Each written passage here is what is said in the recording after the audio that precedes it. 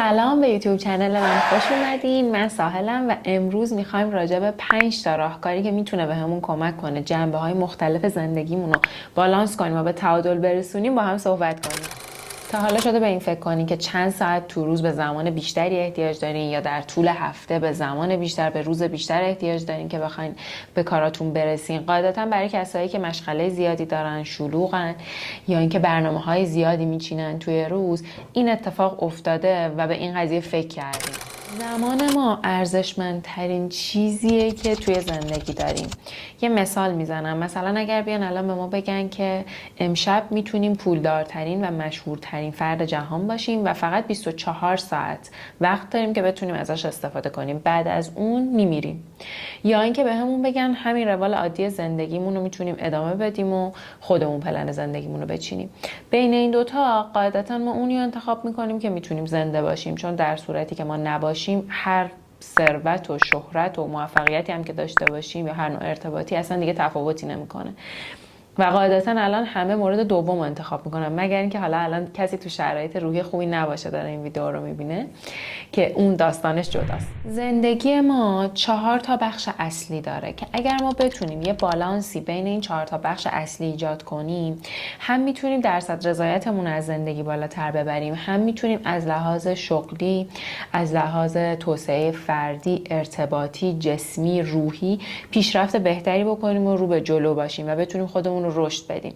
حالا تو ادامه ویدیو هم میخوایم اون 4 تا رو با هم بررسی کنیم که چه چیزایی هستن، هم 5 تا راهکار بهتون بدم که هم برای خودم جواب داده، همین که راجبشون مطالعه کردم و چیزاییه که میتونه کمکمون کنه. قبل از اینکه راجع به اینا بخوایم صحبت کنیم، میخوام یه نکته رو راجع به این مبحث تعادل بگم که فکر کنم خیلی نیاز اول ویدیو گفته بشه.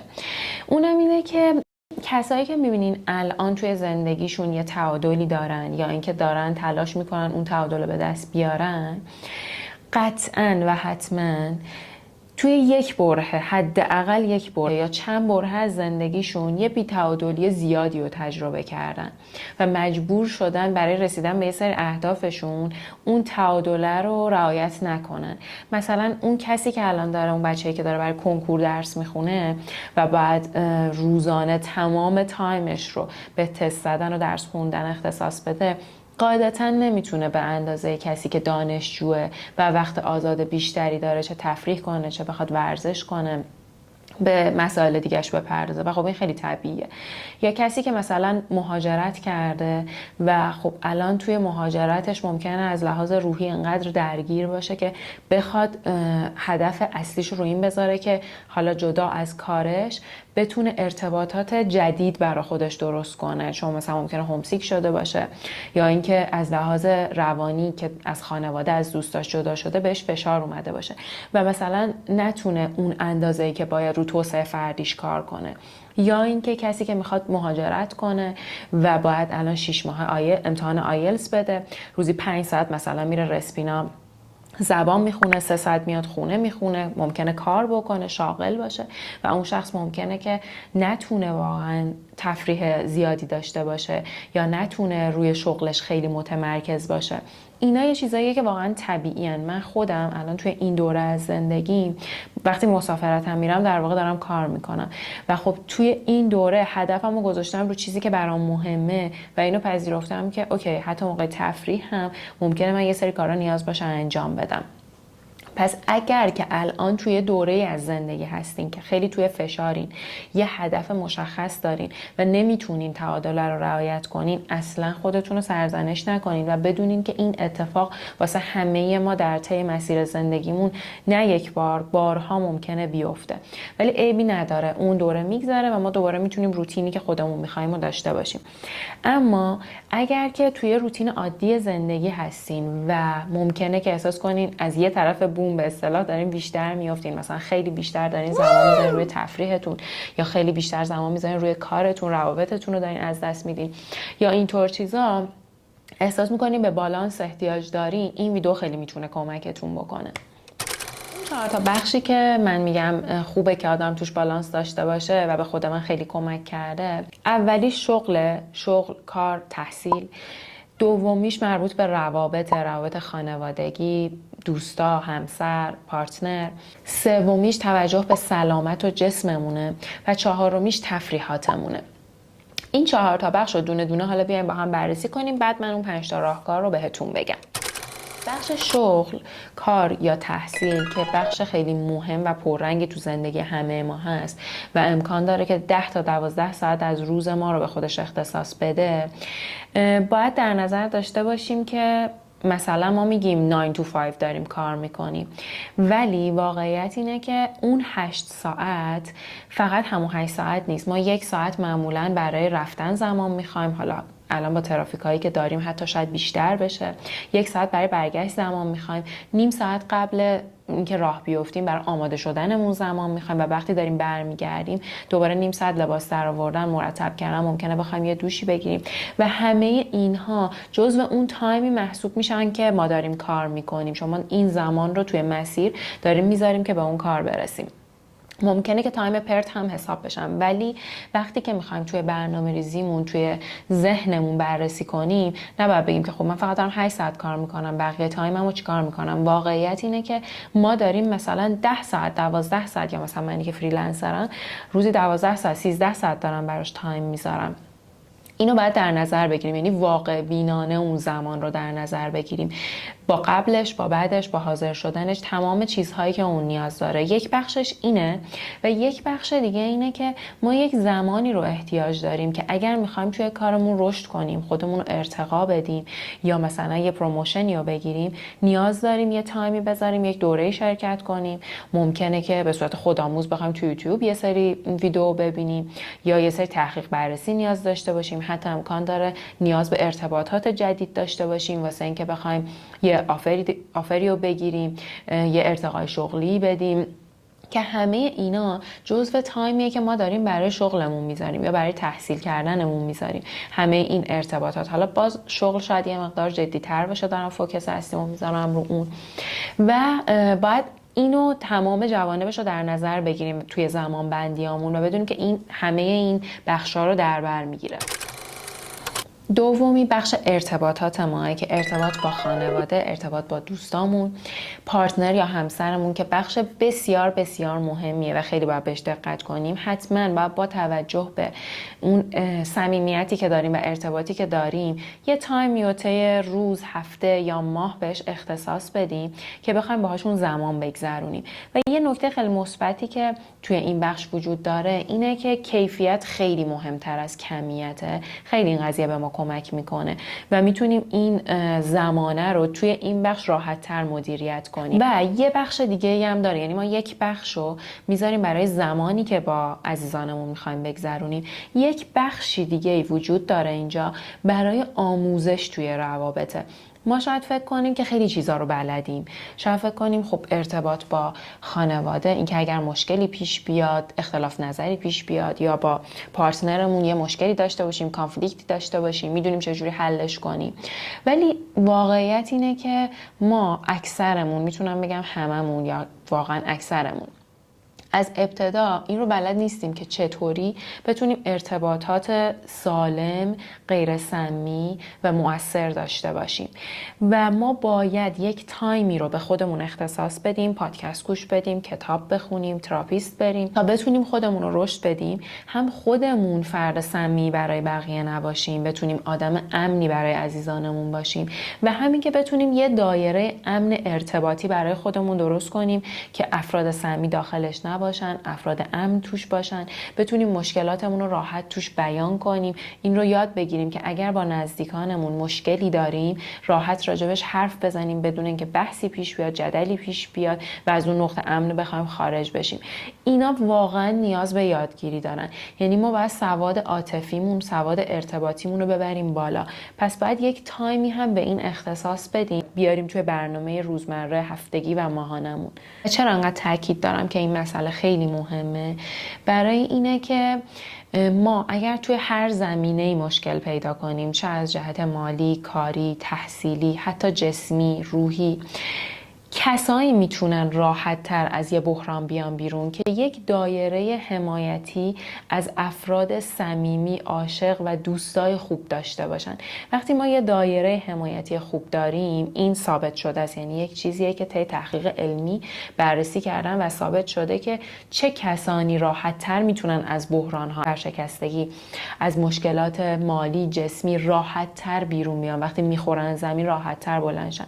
کسایی که ارتباطات موثرتری تو زندگیشون دارن، چون اون آدما واقعا هیچ کس و هیچ چیز به اندازه این ارتباطات تو زندگی نمیتونه به آدم کمک کنه. ارتباطات مثل گل میمونن، مثل گیاه میمونن، هر روز باید بهشون رسیدگی کنی. اگر که من این هفته، این ماه خیلی شلوغم و وقت کافی ندارم که بخوام مثلا با محسن تایم بگذرونم، سعی میکنم که تو طول روز یا شب مثلا یه نوت عاشقانه براش بذارم، حالا بچسبونم مثلا به در، یا مثلا براش بفرستم یه چیزی که اسپسیفیکلی برای خودش باشه، نه اینکه مثلا یه چیزی رو کپی پیست کنم براش، یه چیزی که واقعا خصوصی بین من و اون باشه و این حس صمیمیت توش واقعا وجود داشته باشه. یا اینکه مثلا من برای بچه‌های خواهرم خیلی دوست دارم زمان زیاد بذارم، ولی نمیتونم، زمان کارم زیاده و نمیرسم مثلا هر هفته یا هر ماه بخوام تایم زیاد براشون بذارم. ولی کاری که میکنم اینه که سعی میکنم هر چند وقت یه بار یه تایمی رو خالی کنم و سعی کنم باهاشون خاطره بسازم. این خاطره ساختنه خیلی به نظر من مهمه، چیزی که تو ذهن آدما میمونه و آدما رو به هم نزدیکتر میکنه، مخصوصا راجع به بچه‌ها که تو ذهنشون ثبت میشه. سعی میکنم اون تایمی که باهاش هستم رو با کیفیت کنم. یا بخش قدردانی چیزیه که شاید خیلیامون بلد نباشیم و باید یاد بگیریم، خیلی بخش مهمیه که خود این مبحث اصلا یک ویدیو کلا جدا میطلبه، ولی میخوام بدونین که این بخش یعنی چقدر مهمه و باید روش سرمایه گذاری کنیم. بخش سوم که مربوط به سلامت بدنمون، فیزیکمون و جسممون هستش، این هم خیلی خیلی بخش مهمیه، چون که اولین چیزی که با ما از ابتدا هست، همراه ما هست تا انتهای مسیر زندگیمون، این بدنه و اهمیت دادن به این بدن، به این جسم، مهمترین وظیفه‌ایه که از ابتدا ما تو زندگیمون داریم، که مراقب خودمون باشیم. و اگر که مراقبش نباشیم، اولین کسی که آسیبش رو میبینه خودمونیم و روی مسائل دیگه‌مون هم تاثیر میذاره. اگر ما خوب نخوابیم، خوب غذا نخوریم، پروتئین کافی به بدنمون نرسه، ویتامینای کافی به بدنمون نرسه، توی فعالیت روزمرمون، توی کارمون، توی خلق و خومون تاثیر میذاره، توی روابطمون تاثیر میذاره. پس این بخش خیلی خیلی بخش مهمیه که باید براش یک زمانی مشخص کنیم، یک تایمی رو بهش اختصاص بدیم، برنامه ریزی کنیم براش که طی هفته، طی روز چه غذاهایی میخوایم بخوریم، چه چیزایی باید به بدنمون برسه، چند وعده غذا میخوایم تو روز بخوریم و اینکه هر چیزی گیر دستمون میاد واقعا نخوایم بخوریم. یعنی اوکی، حالا ممکنه آدم یه موقعی دلش غذای بیرون بخواد، اوکیه، ولی مثلا جانک فود تو غذامون زیاد نشه. اینکه چقدر میوه در روز بخوریم، چقدر آب بخوریم، چقدر پروتئین به بدنمون برسونیم و بدن ما با توجه به اجدادی که ما داشتیم، با توجه به اینکه انسانای اولیه کلا سیستم زندگیشون روی فعالیت خیلی زیاد بوده، بدن ما طلب فعالیت زیاده، ولی با توجه به نوع شغلی که الان ما داریم، اکثر شغل هامون اینه که یک جا بشینیم پشت سیستم و نشستنکی. واقعیت اینه که ما اونقدر فعالیت نداریم. در مورد ورزش شما ممکنه که بگین اوکی من 1 ساعت میرم ورزش و این 1 ساعت تایم منو میگیره، ولی بخوایم واقع بینانه‌شو نگاه کنیم میبینیم که اوکی ممکنه 1 رو 20 دقیقه، نیم ساعت تا باشگاه ما تو راه باشیم، مثلا 10 دقیقه بخوایم ماشینمون رو پارک کنیم، دوباره 1 رو 20 دقیقه برگشت تو راه باشیم. حالا هر کسی بسته به مسافتی که داره خودش میتونه محاسبه کنه. یه تایمی اونجا برای لباس پوشیدن احتیاج داریم و ما باید همه اینها رو حساب کنیم. اینطوری نباشه که بگیم اوکی من 1 ساعت ورزشمه و اون 1 ساعت رو توی برنامه ریزیمون بیاریم. باید کامل در نظر بگیریم. اینطوری بار روانی برنامه ریزی خیلی برامون کمتر میشه و یه وقت نمیایم خودمون رو سرزنش کنیم که من این همه تایم داشتم، مثلا تایممو چیکار کردم، چون واقعیت چیز دیگه ای بوده. شما مثلا 1 ساعت ورزش کردین ولی این پارت 2 ساعت از شما وقت گرفته و هیچ اشکالی هم نداره، فقط باید بهش آگاه باشیم. پس حتما باید یه تایمی رو در نظر بگیریم که حواسمون به این بدن باشه، برای ورزش، برای پیاده روی، برای خواب خیلی مسئله مهمیه و ما واقعا به اون استراحت 7-8 ساعته احتیاج داریم.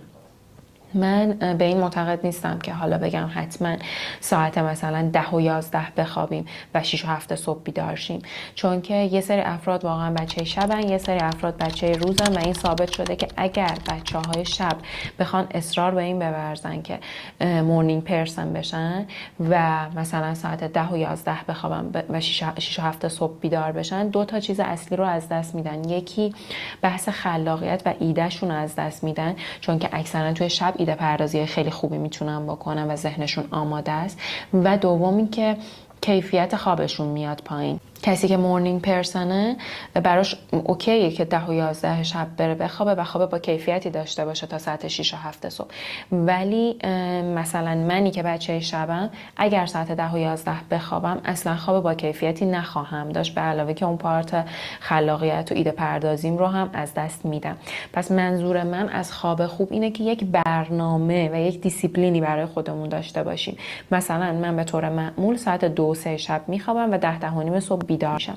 اون 7-8 ساعت خوابم رو سعی میکنم رعایت کنم، ولی تو باز زمانی که به تایپ شخصیتی خودم میخوره. اینکه یه شب مثلا ما 4 ساعت بخوابیم، یه شب 7 ساعت، یه شب 5 ساعت، یه شب 8 ساعت، یه شب 10 ساعت، این ما رو از روال طبیعی و اون روتین سالم زندگی خارج میکنه. پس باید براش یک برنامه‌ریزی و زمانبندی درست داشته باشیم. و 4مین بخش مربوط به تفریحه. این بخش هم خب قاعدتا هممون میدونیم بخش مهمیه. ممکنه که تو بخشای از زندگی ما تفریحمون کمتر یا بیشتر بشه، بدنمون بیشتر احتیاج داشته باشه یا کمتر احتیاج داشته باشه، ولی حتما ما بهش احتیاج داریم. حالا ممکنه که یکی آخر هفته هاشو در نظر بگیره، یکی مثلا بگه من 1 ماه کار میکنم بعد مثلا یه سفر 5 روزه میرم، یه تایم یا شبا براش در نظر بگیره، فیلم ببینه یا میخواد یوتیوب بچرخه یا هر کاری که بهش علاقه داره به خودش رسیدگی کنه.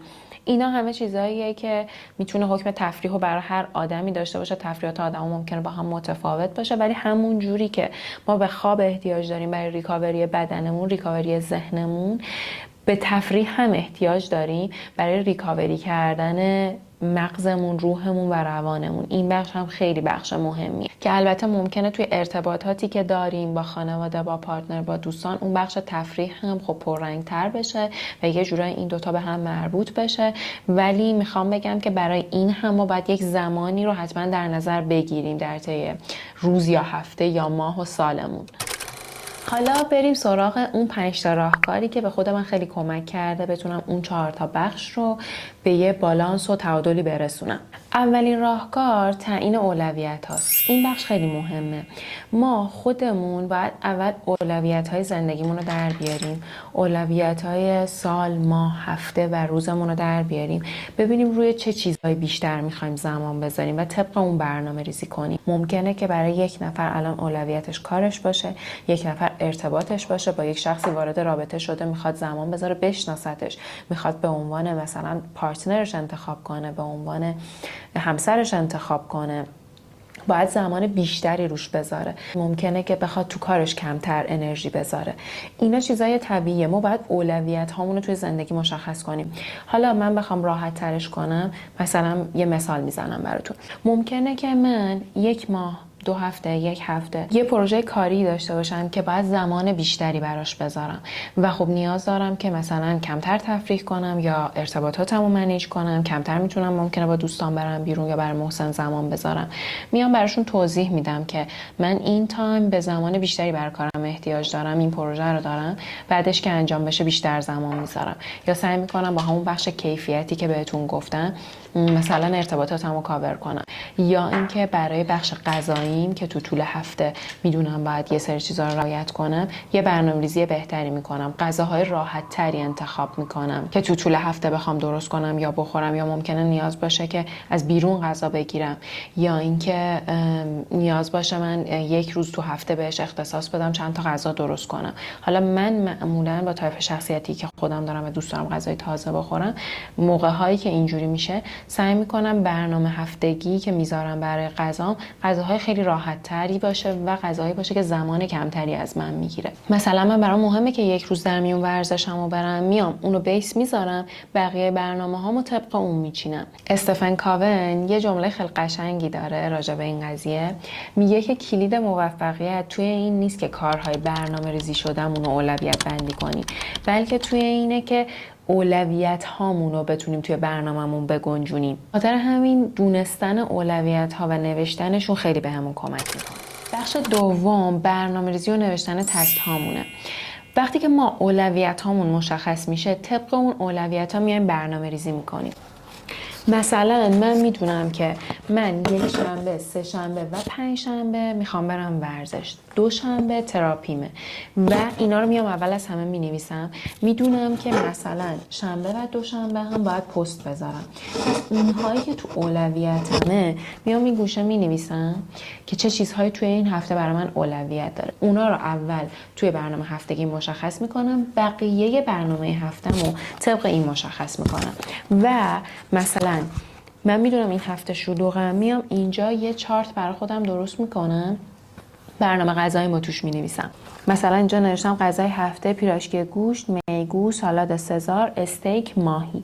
چیزاییه که میدونم من تو این هفته میتونم درست کنم، دسترسیشو دارم، انرژیشو دارم، زمانشو دارم، میام مشخص میکنم. و این نوشتن رو خیلی جدی بگیرین، چون واقعا ما رو متعهدتر میکنه به انجام کارامون و قرار نیست که دچار کمالگرایی بشیم، همه کارامون رو حتما تیک بزنیم.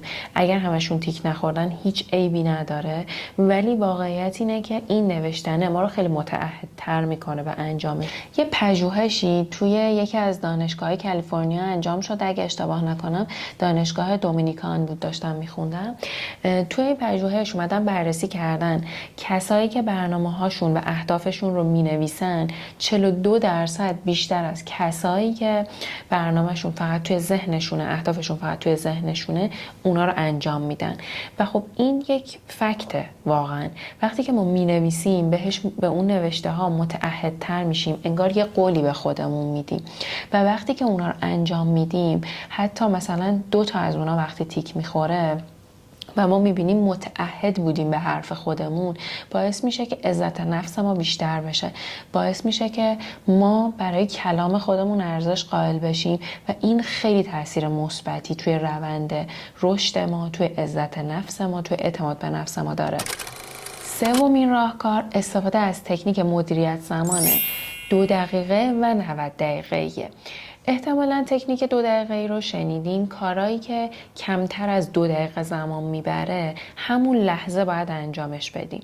و تکنیک 90 دقیقه برای کار عمیق خیلی خوبه و کمک میکنه ما زمانمون رو مدیریت کنیم. ما 90 دقیقه کار عمیق انجام میدیم و بعدش نیم ساعت استراحت میکنیم. حالا ترکیب این دوتا با هم خیلی بهمون کمک میکنه. توی تکنیک 2 دقیقه که احتمالاً خیلیاتونم راجبش شنیده باشین، این شکلیه که هر کاری که زیر 2 دقیقه زمان میگیره ازمون، همون لحظه باید انجامش بدیم.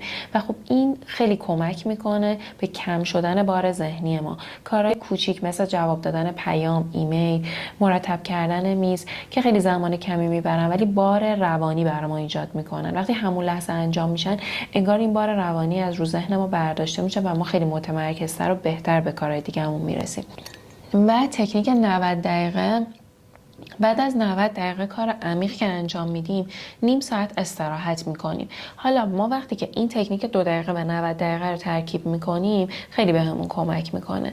90 دقیقه کار عمیق میکنیم، نیم ساعت استراحت میکنیم. قبل از اینکه 90 دقیقه دوم یا سوم رو استارت بزنیم، اون تکنیک 2 دقیقه رو میایم انجام میدیم. باز کارهای کوچیک رو یه هندل میکنیم، بار روانی رو کم میکنیم، میریم سراغ مرحله بعدی. 4مین راهکار تغییر عادات کوچیکه. این بخش ممکنه که اول به نظر سخت بیاد، ولی وقتی این عادتهای کوچیک به روتین و روزمره ما اضافه میشه، هم کیفیت زندگی ما رو میبره بالا، هم خیلی از کارهایی که همیشه دوست داشتیم انجام بدیم و وقتشو نداشتیم، فکر میکردیم نمیتونیم بیاریم تو روتینمون، باعث میشه که واقعا ناخودآگاه وارد بشه و بعداً دیگه ما اونو به چشم یه کار بزرگ نبینیم، به راحتی طی روزمره انجامش بدیم و کیفیت زندگیمون رو ببریم بالاتر. مثلا استفاده کردن از تایمای پرتمون، موقعی که داریم رانندگی میکنیم یا توی ماشینیم، توی مترویم، داریم غذا درست میکنیم، خونه رو مرتب میکنیم و اینا تایمایی هستن که ما داریم یک کاری رو انجام میدیم که لحاظ ذهنی ما رو درگیر نمیکنه. میتونیم پادکست گوش بدیم. من خودم 4 سال پیش پادکست رو به روتینم اضافه کردم. اول خیلی برام سخت بود چون نمیتونستم تمرکز کنم و وقتی داشتم کاری انجام میدادم، مثلا داشتم خونه رو مرتب میکردم یا آشپزی میکردم، هی نیاز بود که اون پادکست رو بزنم عقب و دوباره گوش بدم و اذیت بودم، متمرکز نبودم اصلا. خیلی زمان برد، چند ماهی واقعا زمان برد که من بتونم اینو وارد لایف استایلم کنم. ولی بعد از اینکه وارد کردم، خب من الان نمیدونم صدها پادکست واقعا گوش دادم و خب خیلی توی ارتقاء من، چه از لحاظ شخصیتی چه از لحاظ کاری، حالا با توجه به علاقتون میتونین پادکستتون رو انتخاب کنین. من بیشتر خودم پادکست های توسعه فردی گوش میدم و خب واقعا تاثیرگذار بوده. تایمای پرتی که ما واقعا میتونیم استفاده کنیم، یا مثلا داشتن یه روتین شبانه 10 دقیقه قبل از خواب ما یه زمانی رو به خودمون اختصاص بدیم فقط برای خودمون، به پوستمون برسیم، به موهامون برسیم، نخ دندون بکشیم، مسواکمون رو بزنیم، 10 دقیقه یک رو فقط به خودمون اختصاص بدیم. این اون بعدیه که ما داریم به روانمون، به جسممون توجه میکنیم و وقتی که وارد روتینمون میشه، وارد زندگیمون میشه، شاید اولش اون 10 دقیقه رو واسمون سخت باشه، ولی بعد از 6 ماه شما میبینین که خیلی راحت دارین انجامش میدین. یا مثلا اضافه کردن تراپیست به روتین هفتگیمون. شاید قبلش آدم مقاومت داشته باشه یا دوست نداشته باشه یا احساس کنه کاری براش نمیکنه یا اینکه تداوم توش واقعا سخت باشه، ولی بعد از یه مدت یه روتین عادی میشه. همین که طی زمان متوجه میشی چقدر رشد کردی، چقدر توی ارتباطات تاثیر داشته، چقدر توی رضایت از زندگی تاثیر داشته، چقدر کمکت کرده. ولی با 1 ساعت زمان گذاشتن براش، حالا با رفت و برگشتش، حالا میتونید حتی آنلاین داشته باشین که همون 1 ساعت زمان رو فقط ازتون بگیره، 1 ساعت 2 ساعت زمان گذاشتن، شما بعد از چند سال متوجه تغییر خیلی زیادی تو خودتون میشین. یا مشخص کردن یه روزایی توی ماه یا توی هفته، حالا بسته به زمانتون، که یک دیتی رو با همسرتون بزنین، با پارتنر. حالا موقعی که آدم خب توی رابطه دوستیه خیلی بیشتر برای دیت گذاشتن وقت میذاره، ولی وقتی که حالا ازدواج میکنین شاید این مسائل یکم کم رنگ بشه و رسیدگی بهش یکم سخت تر بشه. یه تایمایی مشخص کنیم که حتما یه دیت، یک روزی، یک شبی رو به عنوان دیت داشته باشیم که بتونیم به رابطمون کمک کنیم، زنده نگهش داریم، شاداب نگهش داریم. خب این هم خیلی کمک میکنه به روابطمون.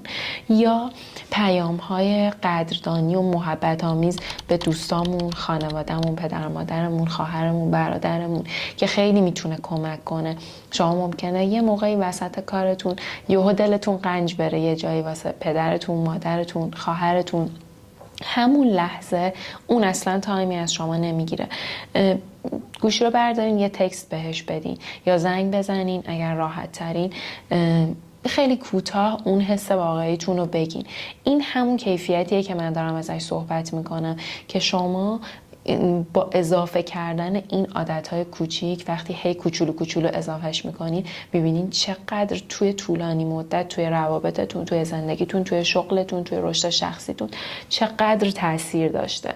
به خاطر همین این عادتهای کوچیک رو جدی بگیرین. شاید به نظرتون اولش هم سخت بیاد هم ناچیز بیاد که مثلا خب حالا چیه، من شب بخوام 5 دقیقه 10 دقیقه کرم بزنم به صورتم که چی بشه، ولی این برای خودتون یعنی ارزش قائل شدین، به اعتماد به نفستون، به عزت نفستون، به این بدن توجه کردین و باعث شدین که تبدیل به آدم بهتری بشین. اینا.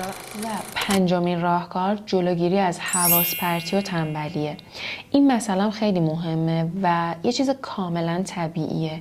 توی برهه‌های مختلف زندگیمون ممکنه این قضیه بالاتر بره، پایین‌تر بیاد، ولی من حرف کلیم اینه که نذاریم تبدیل به یک روتین و عادت بشه.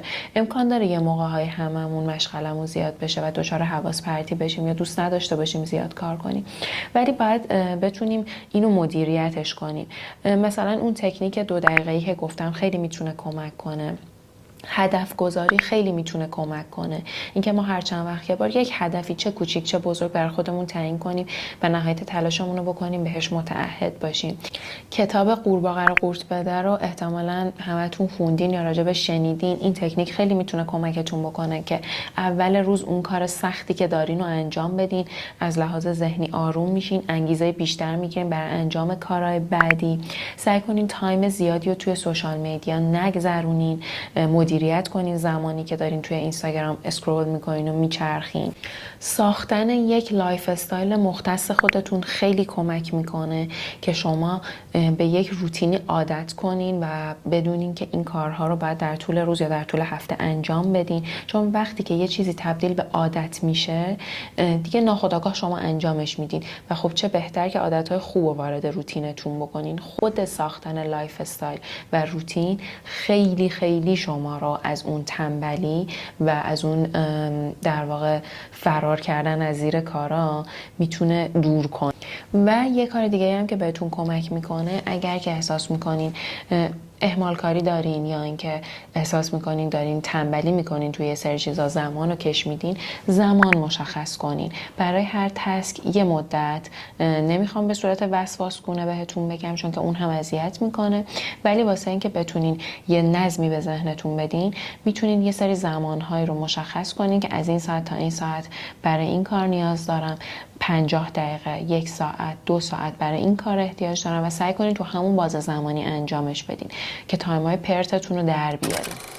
این 5 تا راهکار خیلی میتونه بهتون کمک کنه. و یه نکته آخر میخوام بهتون بگم که اون هم بهتون کمک میکنه، اونم نگفتنه. وقتی که شما اولویت هاتون رو مشخص میکنین، برنامه ریزی میکنین، یک سری عادات و روتین وارد زندگیتون میکنین، باید یک دیسیپلینی برای خودتون داشته باشین و بتونین که اگر کسی جایی از شما درخواستی کرد که با اون هدفهای شما، با اون دیسیپلین شما، با اون پلنی که شما برای خودتون چیدین، حالا چه اون پلن میخواد طولانی مدت باشه چه میخواد کوتاه مدت باشه، اگر با اون سازگاری نداره بتونین نبگین و انجامش ندین. حالا ممکنه که این پیشنهاد از سمت یک شخص باشه، یک دوست باشه، یک کار باشه، یا حتی ممکن از سمت خودتون باشه که مثلا امروز به جای اینکه بخوام اون قرار کاری که داشتم برم، اون تسکی که قرار بود انجام بدم، به جاش استراحت کنم. یعنی باید یاد بگیریم هم به خودمون نبگیم هم به بقیه. این بخش هم خیلی مهمه و میتونه بهمون کمک کنه. و دیگه همین دیگه. امیدوارم که این ویدیو به کارتون بیاد، بتونین ازش استفاده کنین. لایک، کامنت، سابسکرایب یادتون نره. دوستتون دارم. تا ویدیوهای بعدی، خداحافظ.